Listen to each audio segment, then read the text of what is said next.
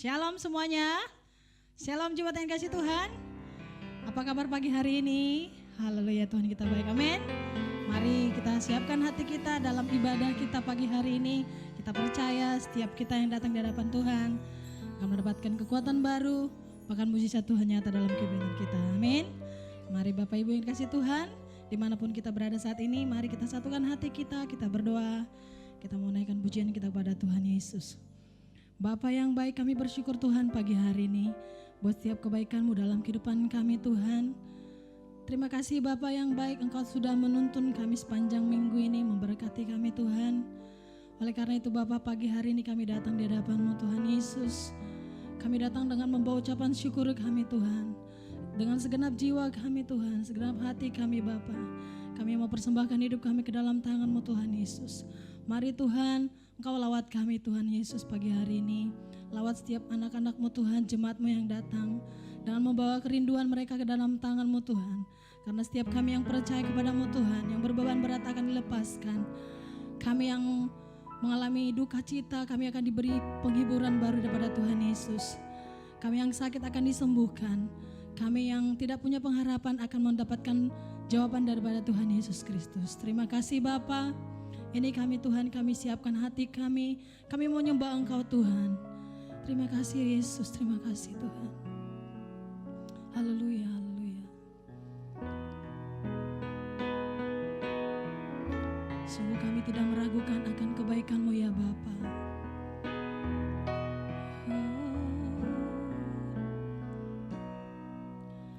Tiada pernah ku ragukan kasih setia-Mu ya Tuhan. Setiap waktu dalam hidupku tak pernah Kau tinggalkan. Meski langit tampak suram, awan gelap pun menghadap,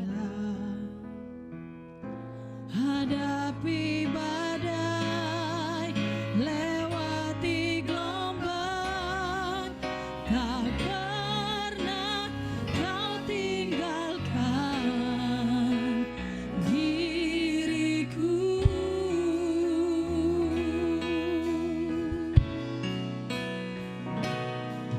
Walau semua rebah di sisiku, Kau tetaplah Allah penolongku. Walau 10.000 rebah di kananku, takkan ku goyah sebab Yesus sertaku. Biarlah ini menjadi pengakuan kami Tuhan pagi hari ini. Tiada pernah ku ragukan kasih setia-Mu, amin Tuhan. Setiap waktu dalam hidupku tak pernah Kau tinggalkan. Meski langit tampak suram, awan gelap pun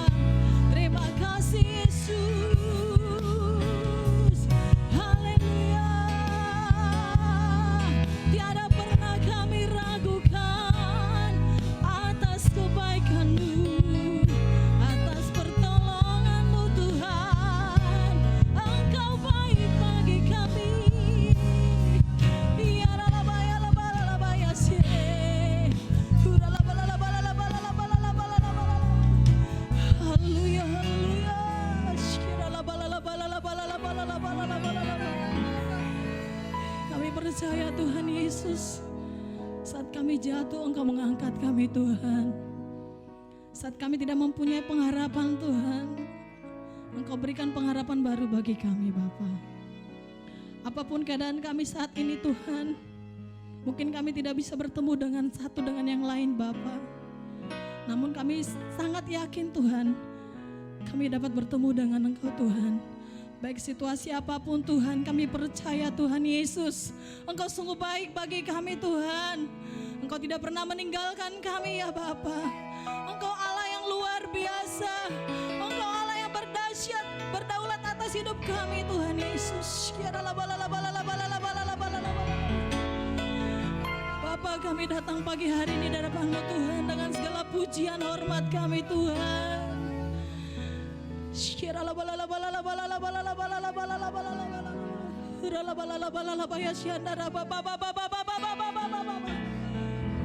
Haleluya, haleluya Yesus.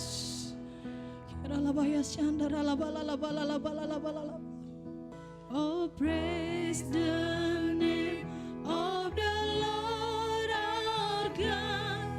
Oh, praise His name forevermore. For endless days we will sing our praise. Oh Lord, oh Lord, oh praise the name, oh praise the name of the Lord our God. Oh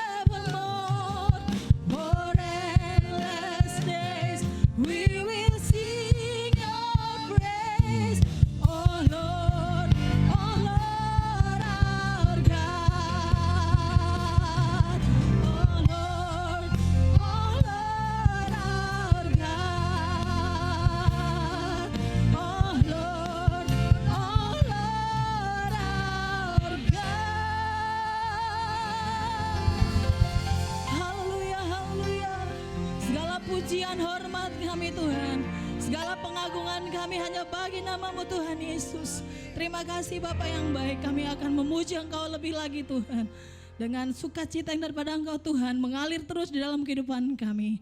Di dalam nama Yesus kami siap memuji nama-Mu. Haleluya, haleluya. Sama-sama katakan, amin.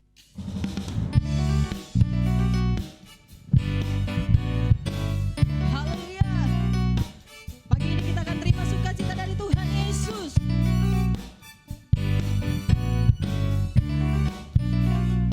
Sama-sama katakan, terima sukacita surga, itulah kekuatan bagi jiwa.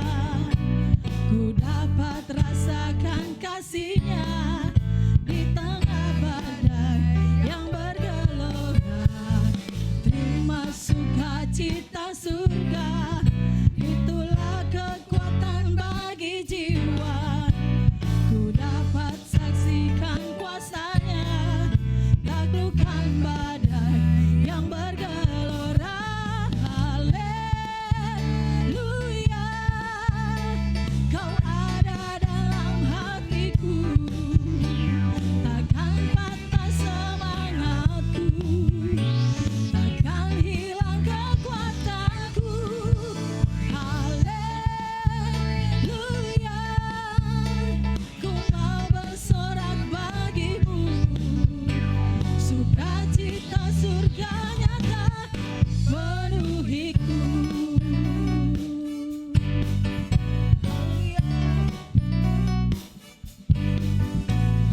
Terima sukacita surga, itulah kekuatan bagi jiwa. Ku dapat rasakan kasih-Nya di tengah badai yang bergelora. Terima sukacita surga, itulah kekuatan bagi jiwa.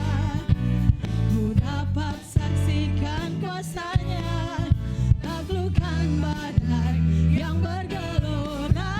Haleluya, Kau ada dalam hatiku, takkan patah semangatku, takkan hilang kekuatanku. Haleluya,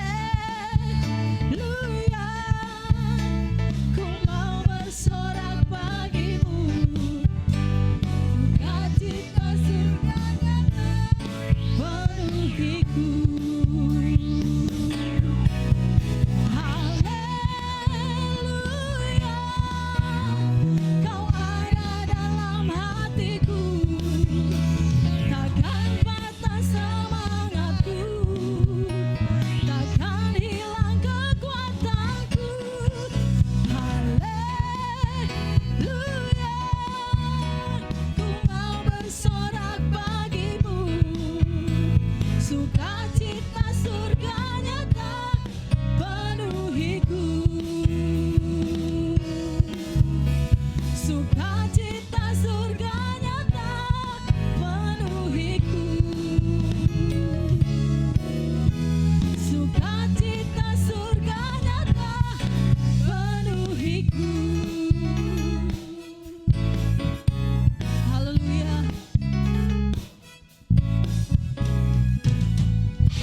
Haleluya. Terima kasih Tuhan.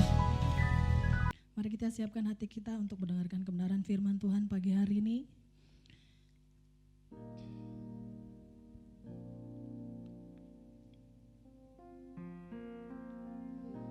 Mari kita buka hati kita.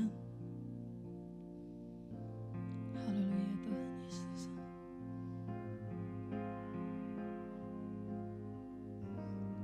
Kami mau terus Tuhan menjadi pelaku firman-Mu Bapa. Karena kami tahu Engkau Allah yang setia Tuhan. Dulu, sekarang, sampai selama-lamanya Tuhan Yesus.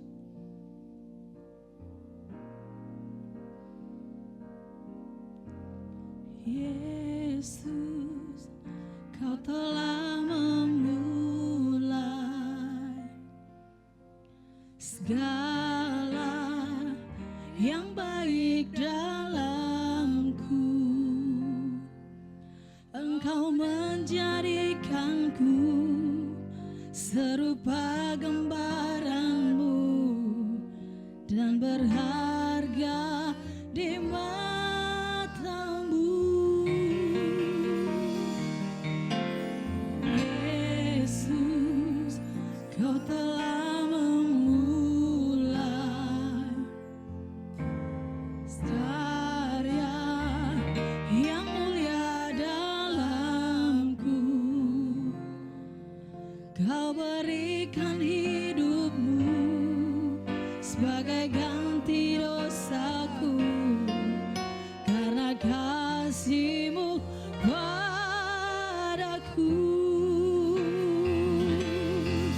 Sekarang ku memuji-Mu, Allah yang setia, yang tak pernah meninggalkan perbuatan tangan-Mu.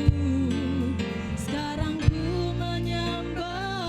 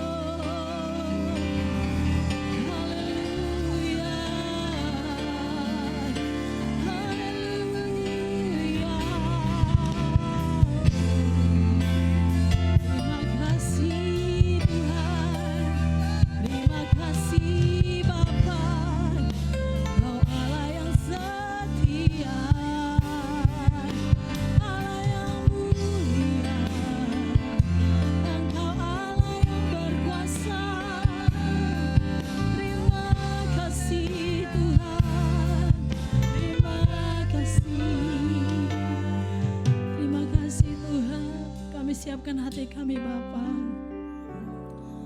Haleluya. Amin. Shalom semuanya.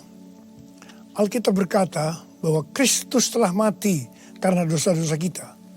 Dia dikuburkan, tetapi pada hari yang ketiga dia dibangkitkan.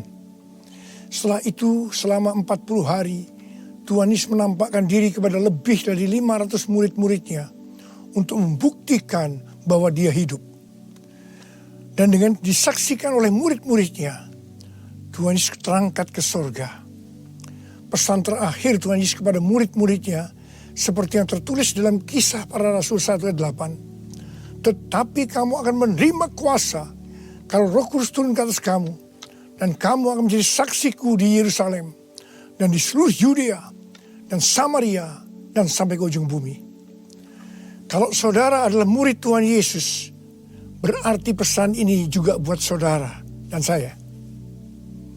Setelah Tuhan terangkat ke sorga, 120 murid-murid berkumpul di kamar loteng di Yerusalem. Mereka melakukan ini karena Tuhan Yesus memerintahkan agar mereka jangan pergi dari kota Yerusalem sebelum diperlengkapi dengan kuasa dari tempat tinggi. Apa yang mereka lakukan? Mereka semua bertekun dengan sehati dalam doa bersama-sama. Artinya mereka berdoa, memuji dan menyembah Tuhan dalam unity siang dan malam. Ini adalah prinsip restorasi Pondok Daud. Setelah 10 hari mereka melakukan itu, pada hari raya Pentakosta, tiba-tiba terdengarlah seperti tiupan angin keras di ruangan itu. Kemudian tampaklah lidah-lidah seperti nyala api, bertebaran dan hinggap kepada mereka masing-masing. Dan mereka dipenuhi dengan Roh Kudus, dengan tanda awal berbahasa roh. Setelah itu mereka dipakai oleh Tuhan untuk menjadi saksinya. Mereka melakukan amanat agung Tuhan Yesus. Peristiwa pencurahan Roh Kudus ini kita sebut sebagai Pentakosta yang pertama. Ku mau hidup seturut kehendak Tuhan. Ku mau memberi semua yang ku dapat berikan. Ku mau cinta Dia lebih dari semua. Ku tak dapat membalas kasih-Nya. Ku mau hidup seturut kehendak Tuhan. Ku mau memberi semua yang ku dapat berikan. Ku mau cinta Dia lebih dari semua. Ku tak dapat membalas kasih-Nya. Ku tak dapat membalas kasih-Nya. Ketika Tuhan Yesus ditanya oleh murid-muridnya mengenai tanda kedatangan Tuhan Yesus kembali dan tanda kesudahan dunia ini, salah satunya Tuhan Yesus menjawab dari Matius 24 ayat 14. Dan Injil kerajaan ini akan diberitakan di seluruh dunia, menjadi kesaksian bagi semua bangsa. Dan sesudah itu barulah tiba kesudahannya. Jadi Tuhan Yesus akan datang kembali setelah Injil kerajaan diberitakan di seluruh dunia, menjadi kesaksian bagi semua bangsa. Tuhan Yesus pasti datang kembali. Karena itu Tuhan Yesus memberikan tugas kepada kita, murid-muridnya, untuk menjadi saksi. Yaitu pergi dan menjadikan semua bangsa itu murid Tuhan Yesus. Ini yang disebutkan dengan amanat agung Tuhan Yesus. Untuk melakukan amanat agung Tuhan Yesus tidak bisa dengan kekuatan sendiri, tetapi dengan kuasa yang diberikan Roh Kudus kepada kita. Kalau kita merindukan kedatangan Tuhan Yesus, seharusnya kita melakukan amanat agung dengan sungguh-sungguh. Ada berapa banyak yang merindukan kedatangan Tuhan Yesus? Sebelum Roh Kudus dan dalam Pentakosta pertama dicurahkan, murid-muridnya semua bertekun dengan sehati dalam doa bersama-sama. Hal ini juga dilakukan pada waktu menantikan pencurahan Roh Kudus di Azusa Street, Los Angeles, yang kita sebut sebagai Pentakosta kedua. Saya percaya ini juga berlaku untuk Pentakosta ketiga. Sebelum pencurahan Roh Kudus yang dahsyat dari Pentakosta ketiga, maka umat Tuhan semua harus bertekun dengan sehati dalam doa bersama-sama. Selama beberapa tahun terakhir, saya selalu bertanya kepada Tuhan, Tuhan, bagaimana untuk membuat umat Tuhan semua bertekun dengan sehati dalam doa bersama-sama.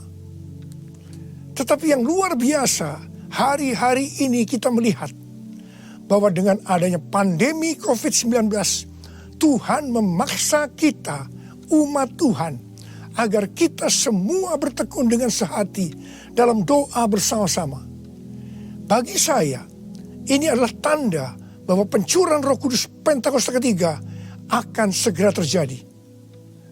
Hal ini juga dinubuatkan oleh nabi-nabinya, seperti Cindy Jacob, Chuck Pierce, James Goll.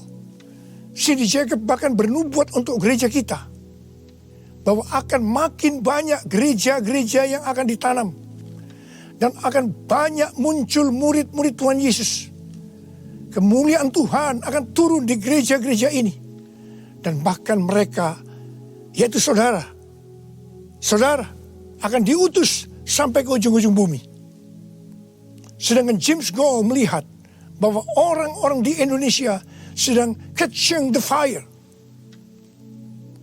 Pada saat murid-murid Tuhan Yesus dipenuhi Roh Kudus, tanda awalnya adalah mereka berbahasa roh. Saya rindu agar saudara semua dibaptis Roh Kudus dengan tanda awal berbahasa roh, karena banyak manfaatnya.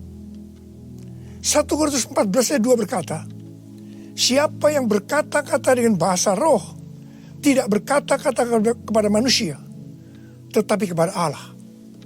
Sebab tidak ada seorang pun yang mengerti bahasanya. Oleh roh ia mengucapkan hal-hal yang rahasia. Karena itu pada waktu kita berkata-kata dalam bahasa roh, kita merasakan hadirat Tuhan. Ada sukacita yang akan memenuhi kita. Seperti yang dikatakan dalam Mazmur 16 ayat 11. Di hadapanmu ada sukacita berlimpah-limpah. Di tengah-tengah pandemi ini, kita perlu mengalami sukacita yang berlimpah-limpah untuk melawan ketakutan, kekhawatiran, kepanikan. 1 Korintus 14 ayat 4 berkata, siapa yang berkata-kata dengan bahasa roh, ia membangun dirinya sendiri. Artinya, manusia roh kita yang akan dibangun. 1 Korintus 14 ayat 14 dan 15 berkata, jika aku berdoa dengan bahasa roh, maka rohkulah yang berdoa, tetapi akal budiku tidak turut berdoa. Jadi, apakah yang harus kubuat? Aku akan berdoa dengan rohku, tetapi aku akan berdoa juga dengan akal budiku. Aku akan menyanyi dan memuji dengan rohku, tetapi aku akan bernyanyi dan memuji juga dengan akal budiku. Manusia itu terdiri dari roh, jiwa, dan tubuh. Semuanya itu harus bisa memuji Tuhan. Kita memuji Tuhan dengan tubuh kita, dengan cara bertepuk tangan, mengangkat tangan, melompat, menari, dan lain-lain. Dan kita memuji Tuhan dengan akal budi kita, jiwa kita, kalau kita menggunakan bahasa yang kita mengerti. Contoh bahasa Indonesia, bahasa Inggris, Mandarin, dan lain-lain. Dan roh kita akan berdoa, memuji, dan menyembah kalau kita berbahasa roh.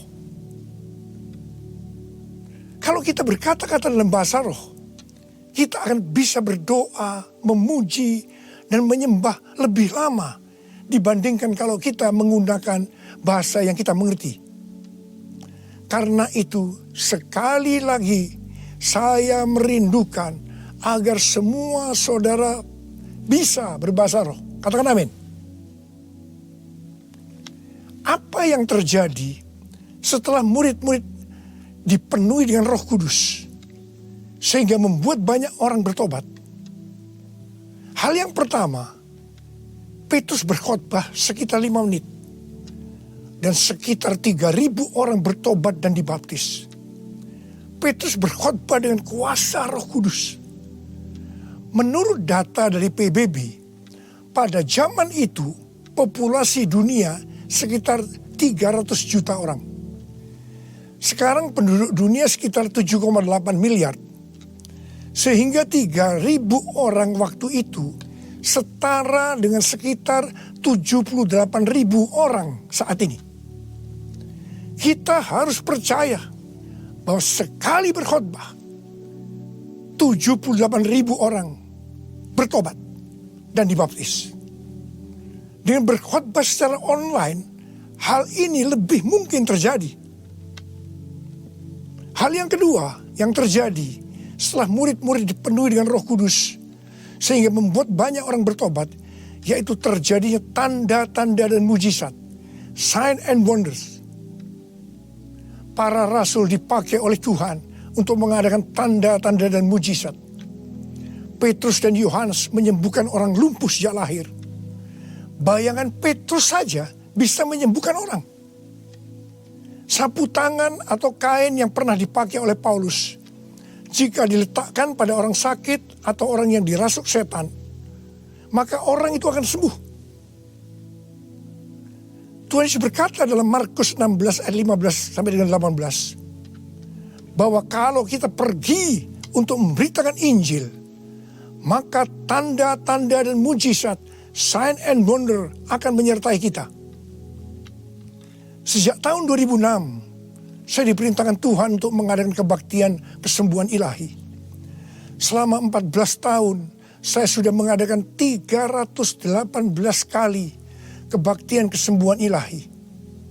Setiap kali saya berkhotbah, pasti saya memberitakan Injil. Dan tanda-tanda dan mujizat terjadi. Saya diperkenankan oleh Tuhan untuk melihat dan mengalami mujizat seperti yang dilakukan oleh Tuhan Yesus 2000 tahun yang lalu. Pada waktu acara lawatan Roh Kudus Pulihkan Indonesiaku tanggal 29 Mei yang lalu, Cindy Jacob bernubuat bahwa Indonesia akan menjadi sangat penting dalam sejarah kekristenan. Mujizat-mujizat seperti orang buta melihat, orang tuli mendengar akan merupakan hal yang biasa yang akan terjadi di gereja-gereja lokal. Wow, orang-orang muda akan mendapatkan jubah mujizat. Ini adalah Pentakosta yang ketiga. Haleluya. Hal yang ketiga yang terjadi setelah murid-murid dipenuhi dengan Roh Kudus, sehingga membuat banyak orang bertobat, yaitu cara hidup jemaat berubah. Yang pertama, mereka bertekun dalam pengajaran rasul-rasul dan dalam persekutuan. Ini bisa diartikan mereka suka membaca Alkitab.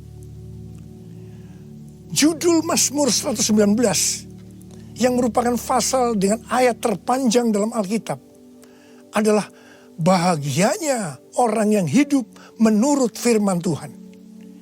Jadi orang yang hidup sesuai dengan firman Tuhan itu akan berbahagia.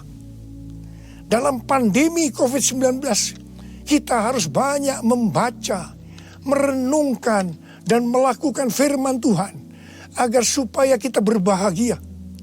Sehingga kita bisa mengatasi segala dampak yang buruk akibat pandemi COVID-19. Mazmur 119 ayat 105 berkata, firman-Mu itu pelita bagi kakiku dan terang bagi jalanku. Firman-Mu pelita bagi kakiku, terang bagi jalanku. Firman-Mu pelita bagi kakiku, terang bagi jalanku. Waktu ku bimbang dan hilang jalanku, tetaplah Kau di sisiku, dan takkan ku takut asal kau di dekatku, besertaku selamanya.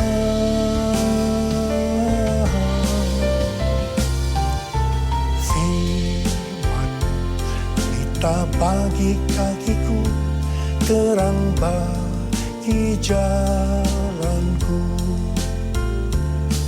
terang bagi jalanku, terang bagi jalanku.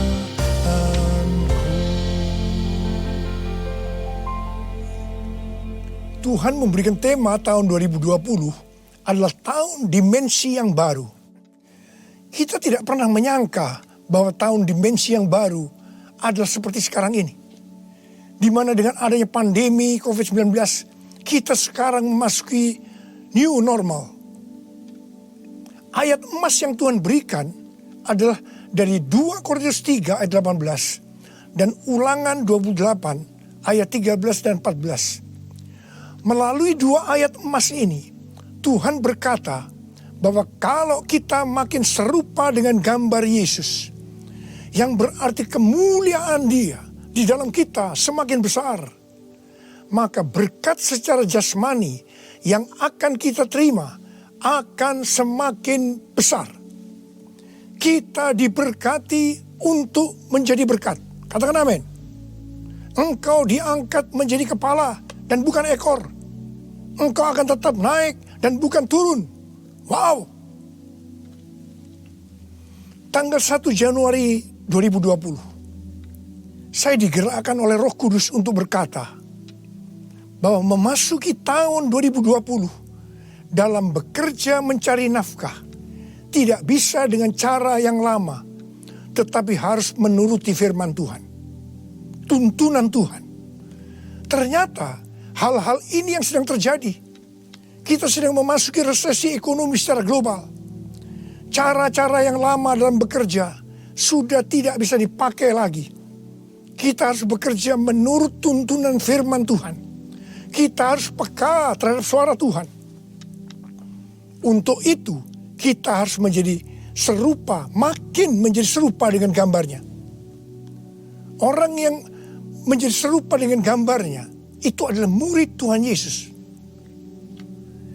Dengan goncangan ekonomi global yang sedang terjadi saat ini, banyak dari generasi milenial dan generasi Z harus menghadapi kenyataan bahwa betapa rapuhnya budaya mereka dan kehidupan yang dibangun di atasnya. Padahal selama ini mereka begitu percaya diri dan bahkan sombong. Maaf, mereka merasa tidak perlu melibatkan Tuhan, tidak perlu bertanya kepada Tuhan dalam sebuah resep kesuksesan. Sekarang mereka akan tergoncang. Karena itu saya percaya bahwa melalui pandemi COVID-19 ini, banyak orang-orang muda yang bertobat dari cara-cara yang lama.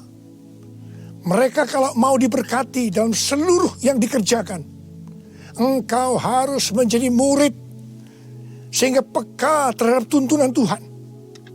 Tidak salah kalau akan terjadi kebangkitan generasi Yeremia, yaitu anak-anak muda yang dipenuhi dengan Roh Kudus, cinta mati-matian kepada Tuhan Yesus, tidak kompromi terhadap dosa, dan akan memenangkan banyak jiwa.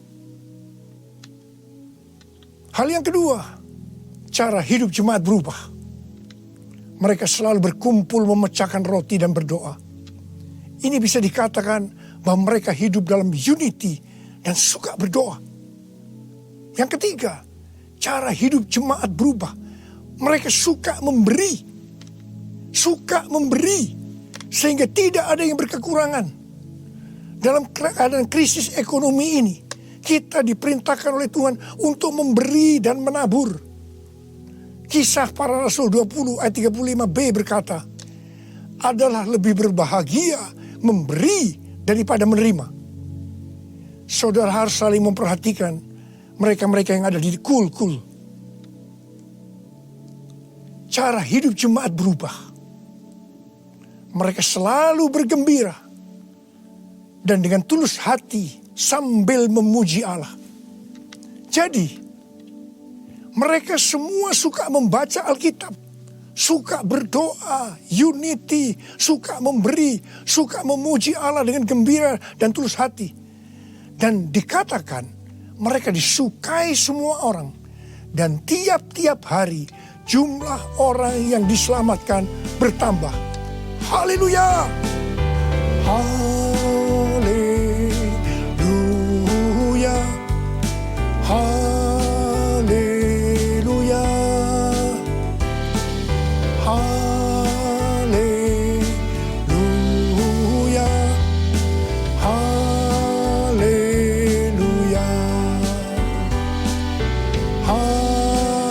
Haleluya!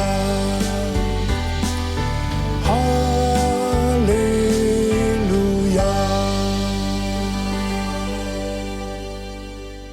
Kemudian, apa yang terjadi setelah itu? Goncangan terjadi. Aniaya yang hebat terjadi kepada orang-orang percaya di Yerusalem. Selain rasul-rasul, mereka semua harus lari ke seluruh daerah Yudea dan Samaria. Dan pada akhirnya ke ujung bumi. Mereka selama ini berada di zona nyaman di Yerusalem. Mereka biasa berkumpul dalam unity, membaca Alkitab, berdoa, dan memuji bersama-sama dengan sukacita. Suka memberi, sehingga tidak ada yang berkekurangan. Mereka berpikir menjadi orang Kristen hanya seperti itu. Mereka lupa bahwa mereka harus pergi menginjil. Caranya bagaimana? Aniaya diizinkan oleh Tuhan. Saya percaya melalui goncangan pandemi COVID-19 ini, kita umat Tuhan yang selama ini ada di zona nyaman, juga akan dipaksa untuk melakukan amanat agung Tuhan Yesus. Yaitu pergi menjadikan semua bangsa murid Tuhan Yesus. Katakan amin. Selain goncangan, juga terjadi perubahan paradigma dalam pelayanan. Selama ini murid-murid Tuhan Yesus mempunyai pengertian bahwa yang memperoleh keselamatan hanya orang-orang Yahudi saja. Tetapi dengan adanya pertobatan dari Kornelius yang bukan orang Yahudi, dan Roh Kudus turun ke atas mereka dan mereka berbahasa roh. Dengan perdebatan yang cukup panjang, akhirnya lewat kesaksian Petrus, para rasul dan seluruh orang percaya di Yudea dapat menerima bahwa keselamatan bukan hanya untuk orang Yahudi saja, tetapi untuk semua bangsa, termasuk bangsa Indonesia. Katakan amin. Dengan adanya pandemi COVID-19, kita juga mengalami perubahan paradigma dalam pelayanan kita. Yang tadinya kita beribadah di gedung gereja, kita berkumpul bersama-sama, bisa berjabatan tangan, saling berpelukan, menyatakan kasih kita, melakukan penumpangan tangan. Sekarang berubah total menjadi ibadah online. Bahkan ada yang tidak bisa melakukan online, sehingga tidak bisa beribadah. Kita memasuki new normal dan tidak bisa melakukan seperti hal-hal di atas. Kita tidak tahu dengan pasti bentuk ibadah kita selanjutnya. Tetapi yang Tuhan mau, kita bisa menerima perubahan paradigma dalam pelayanan ini. Karena sama seperti yang terjadi pada waktu itu, dengan adanya perubahan paradigma, justru terjadi penuaian yang jauh lebih besar. Itu juga yang akan terjadi pada kita pada hari-hari ini. Saya mau berdoa buat saudara. Mari angkat tangan saudara. Kita nyanyikan lagu ini bersama-sama. Curahkanlah kuasa-Mu Tuhan. Mujizat terjadi di tempat ini. Amin. Curahkanlah kuasa-Mu Tuhan. Mujizat terjadi sekarang ini. Curahkan dia Tuhan. Curahkanlah kuasa-Mu Tuhan. Mujizat terjadi di tempat ini. Haleluya. Curahkanlah kuasa-Mu Tuhan. Mujizat terjadi sekarang ini. Mujizat terjadi sekarang ini. Mujizat terjadi sekarang ini.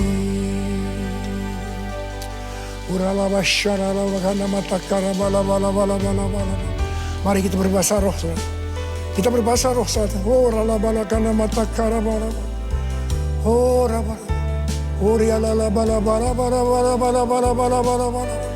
Oh Yesus, oh Yesus, Yesus.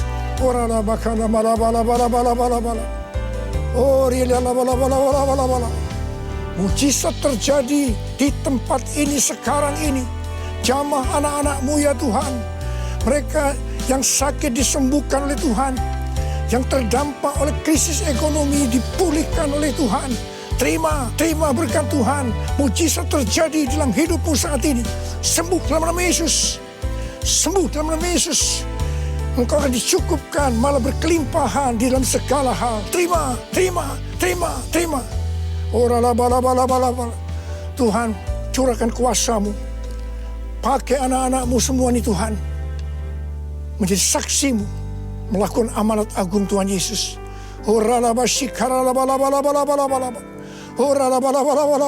Tuhan, terima kasih. Perlindungan-Mu di masa pandemi ini buat anak-anak-Mu. Engkau mengasihi anak-anak-Mu semua. Hamba berdoa buat mereka. Hamba berdoa. Curahkan damai sejahtera-Mu pada mereka ya Tuhan. Terima kasih ya Bapak. Terima kasih Bapa. Dalam nama Yesus kami berdoa. Bersama-sama katakan amin. Mari saudara-saudara, kita akan masuk dalam perjamuan kudus. Kita akan mengingat ayat ini. Sebab setiap kali kamu makan roti ini dan minum cawan ini, kamu memberitakan kematian Tuhan sampai Ia datang. Perjamuan kudus adalah perjamuan Tuhan sendiri. Setiap kali kita masuk dalam perjamuan kudus, Tuhan selalu berkata, biarlah ini menjadi peringatan akan daku. Karena itu mari, arahkan hati saudara kepada kebaikan Tuhan. Kita akan mengingat kebaikan Tuhan. Mari, tundukkan kepala. Tuhan, siapakah kami ini sebelum kami mengenal Engkau? Kami semua orang berdosa. Upah dosa adalah maut, mati. Tapi Engkau yang tidak berdosa telah dijadikan dosa oleh karena kami. Engkau harus turun dari surga mulia, mati kami dengan penderitaan yang luar biasa. Sungguh betapa baiknya Engkau ya Tuhan. Engkau jadikan kami sebagai anak-anak-Mu. Engkau tuntun, Engkau bela, Engkau lindungi. Engkau tegur kalau kami salah. Engkau sembuhkan kami. Tuhan, itu Engkau ya Abah. Itu Engkau. Saudara, Tuhan akan memberkati saudara melalui perjamuan kudus. Tapi Tuhan mau kita makan dan minum dengan cara yang benar. Oleh karena itu sekarang masing-masing berdoa. Introspeksi. Lihat keadaan dirimu masing-masing. Jangan menyimpan dosa. Kalau saat ini Tuhan ingatkan ada dosa yang harus diselesaikan, langsung minta ampun. Katakan ampuni saya Tuhan. Ampuni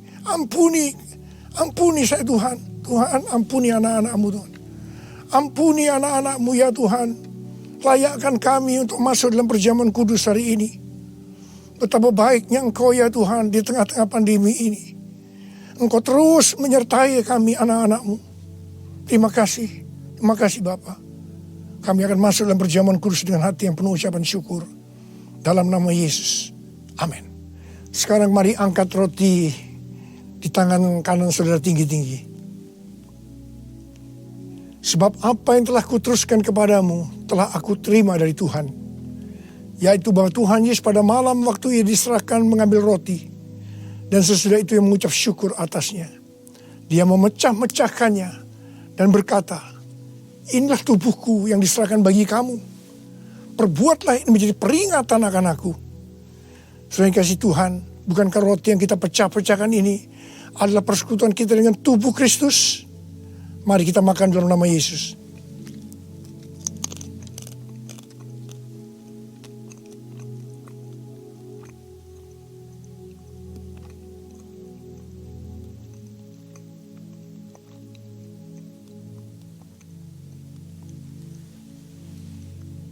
Sekarang angkat cawan di tangan kanan saudara tinggi-tinggi.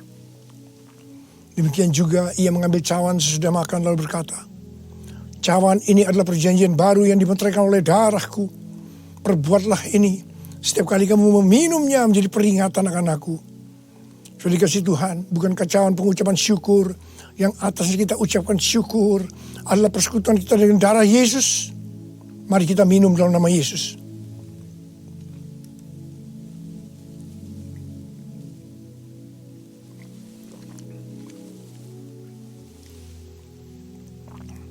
Mari, angkat tangan saudara, ucapkan syukur dengan suara, jangan diam. Tuhan, kami terima kasih ya Tuhan. Kami bersyukur ya Tuhan, terima kasih. Terima kasih ya Tuhan. Kami bersyukur buat kebaikan Tuhan. Kami bersyukur buat kebaikan Tuhan. Oh, terima kasih. Terima kasih Yesusku. Terima kasih Yesusku. Puji syukur hanya bagi Tuhanku. Terima kasih Yesusku. Terima kasih Yesusku. Puji syukur hanya bagi Tuhanku. Puji syukur hanya bagi Tuhanku. Puji syukur hanya bagi Tuhanku.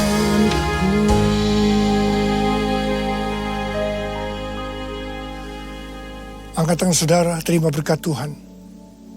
Pulanglah dengan berkat Tuhan. Kasih karunia yang berlimpah-limpah daripada Allah Bapa dalam anak yang tunggal Yesus Kristus. Persekutuan yang manis dengan Roh Kudus menyertai saudara sekalian mulai hari ini sampai terus datang menjemput kita di awan-awan dan bahkan sampai selama-lamanya. Yang percaya bersama-sama katakan amin.